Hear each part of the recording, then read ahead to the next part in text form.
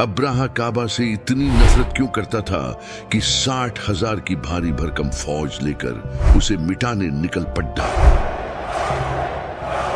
इसकी एक सीधी वजह थी, काबा पूरे अरब के लिए अकीदत और इबादत का सबसे बड़ा मरकज बन चुका था। अरब के कोने कोने से लोग मक्का इबादत के लिए आते थे। इस रफ्तार से मक्का के चंद लोगों की दौलत आसमान छू रही थी। ये बात अब्राहा को बिल्कुल गवारा नहीं थी। वो गुस्से से भरा रहता था। ये गरीब मक्का वाले, जिनका ना कोई बादशाह है न कोई हुकूमत, ये क्यों पूरे अरब का सेंटर बन चुके हैं।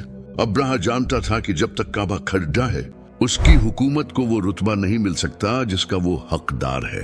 हमले से पहले उसने अपनी सल्तनत यमन की राजधानी सना में एक बेहद आलीशान और विशाल चर्च बनवाया। उसका मकसद साफ था, लोग काबा को छोड़कर उसके इस नए इबादतगाह की तरफ रुख करें। लेकिन यह प्रोजेक्ट पूरी तरह फ्लॉप रहा।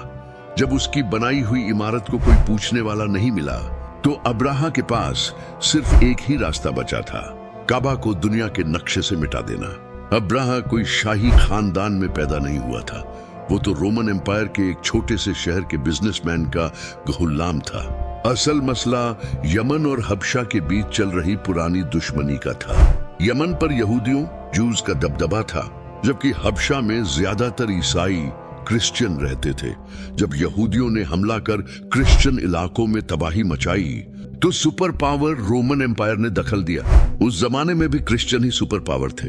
रोमन एम्पायर ने हबशा में अपने ईसाई भाइयों की मदद की और यमन में यहूदियों की सल्तनत को हमेशा के लिए खत्म कर दिया। इस मिशन के लिए उन्होंने अपने एक भरपूर भरोसेमंद गुलाम को चुना, अब्राहा। अब्राहा 1 लाख की फौज लेकर गया और यहूदियों पर कहर बनकर टूट पड़ा। इस बड़ी जीत ने उसे बहुत मजबूत बना दिया। उसने यमन को अपने ही मुल्क हबशा से आजाद कर लिया। हबशा के बादशाह ने गुस्से में आकर एक और फौज भेजी, लेकिन इस नई फौज ने अपने ही जनरल को कत्ल किया और अब्राहा की फौज में शामिल हो गए। इस तरह अब्राहा पूरे अरब का सबसे ताकतवर बादशाह बन गया। अब्राहा का असर और रुतबा पूरे अरब में फैल गया था, सिवाय एक चीज के, हर साल हजारों लोग मक्का में काबा का तवाफ करने आते थे। ये बात अब्राहा की बादशाहत में एक कांटे की तरह चुभ रही थी।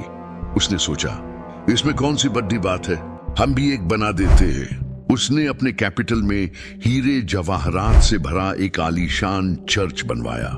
यह इमारत अरब में सबसे खूबसूरत और शानदार थी, जिसे अरबियों ने पहले कभी नहीं देखा था। लेकिन कोई भी उसकी इबादत के लिए नहीं आया। सब उसी पुराने काबा की तरफ जाते रहे। इतना पैसा और मेहनत लगाने के बाद भी जब अब्राहा नाकाम हुआ तो उसके पास एक ही आखिरी ऑप्शन बचा था। उसने 60,000 लोगों की भारी भरकम फौज जमा की और काबा पर हमला बोल दिया। जब अब्राहा मक्का पहुंचा तो उसने मक्का के चीफ अब्दुल मुत्तलिब को बुलाया। अब्दुल मुत्तलिब ने आकर सिर्फ अपने ऊंटों की वापसी मांगी, जिन पर अब्राहा ने कब्जा कर लिया था। अब्राहा हंसा, मुझे लगा तुम बहादुर होगे, तुम्हें तो बस अपने ऊंटों की फिक्र है। अब्दुल मुत्तलिब ने जवाब दिया, मैं सिर्फ अपने ऊंटों का मालिक हूं। इस घर काबा का जो मालिक है वो जाने और तुम जानो। लेकिन इतना मैं बता दूं, आज तक कोई भी इस घर को नुकसान नहीं पहुंचा पाया है। अगले दिन अब्राहा ने हमले का हुक्म दिया, लेकिन उसका सबसे बड़ा हाथी अपनी जगह थम गया।